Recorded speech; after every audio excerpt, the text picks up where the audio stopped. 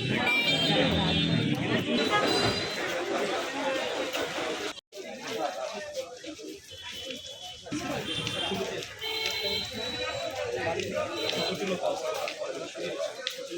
আছে না বলেন, রাস্তা দখল করার কোনো সুযোগ আছে আপনার? এখন তুলে ফেলেন, ঠিক আছে? নইলে এগুলো যতটুকু সরকারি জমির মধ্যে নিয়েছেন জব্দ করে নিয়ে যাবেন। আজকে আমরা সতর্ক করতেছি, ভবিষ্যতে এটা করবেন না। পাশের দোকান যে আছেন আপনি এটা করেন। দোকানকার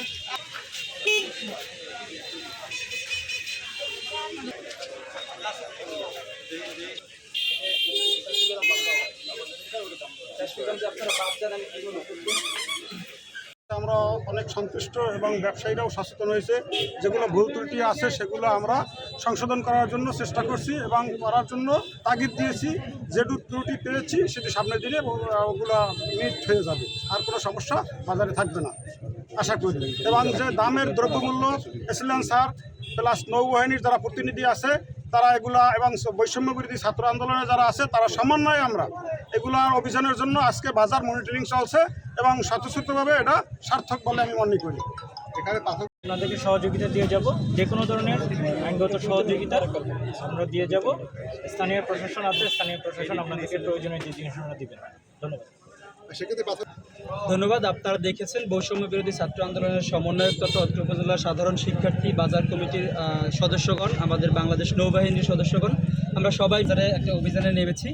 এই বাজারে আমরা প্রথমত দেখছি যে কোনো দোকানদার অবৈধভাবে রাস্তা দখল করেছে কিনা, ফুটপাত দখল করেছে কিনা, এটা আমরা তাদেরকে সতর্ক করেছি।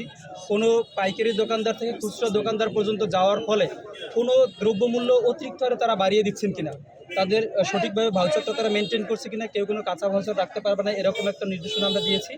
তো সার্বিকভাবে আমরা আশা করি অন্যান্য আরও কিছু যে নির্দেশনা দিয়েছি, যেসব বিষয় আছে পচনশীল তাদের অবশ্যই মেয়াদ থাকতে হবে, ঢেকে রাখতে হবে, মূল্য তালিকা থাকতে হবে।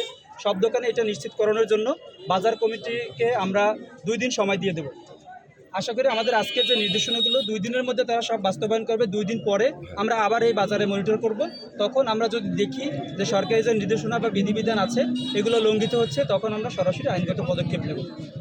আমাদের বলার আছে, আমি যে একদিন কিনতে আসলাম, আমার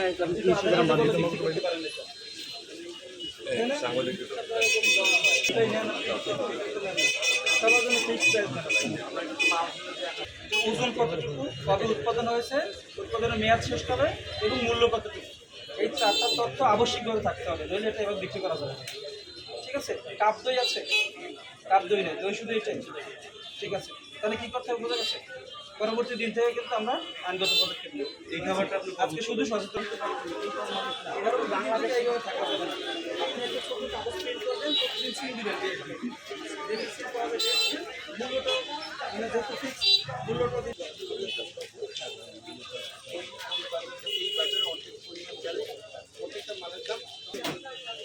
ভবিষ্যতে আপনার দোকানের বাউন্ডারি থেকে একটু বাইরে বের হওয়া যাবে না। মাল যা আসবে সব জব্দ হবে, আপনার কিন্তু জেল জরিমানা হয়ে যাবে। ঠিক আছে?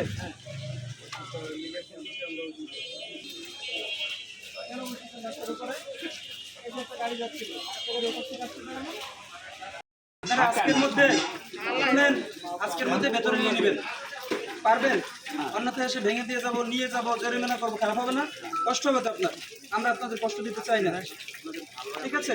আজকে সতর্ক করতেছি, সব আজকের মধ্যে ভেতরে চলে যাবে, বাইরে কিছু থাকবে না।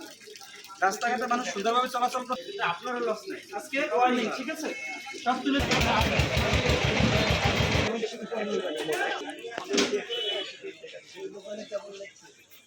আপনি যাদের কাছ থেকে ক্রয় করেন সেই ভাউচারটা পেল না দেবেন, সময় বেশি, কারণ দাম একটু কমতে পারে, এই জন্য আগামী সময় বেশি 97 টাকা নিজে যদি নিয়ে আসেন কস্ট দিয়ে তাহলে তো আপনার এখানে 99 টাকা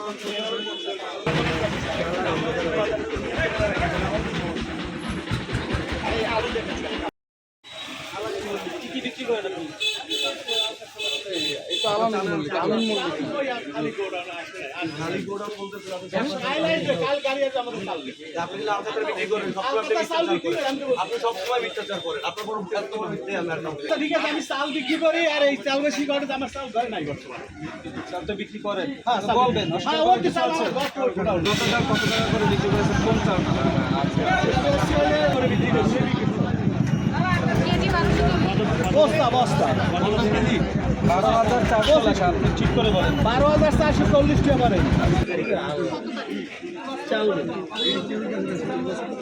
এটা ছিল 6,5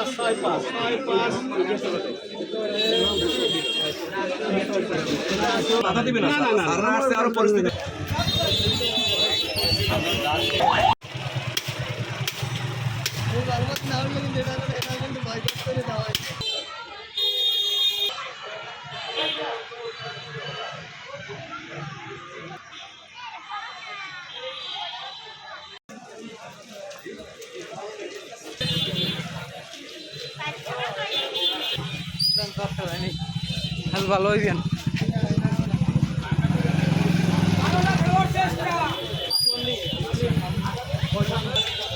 ও ভাই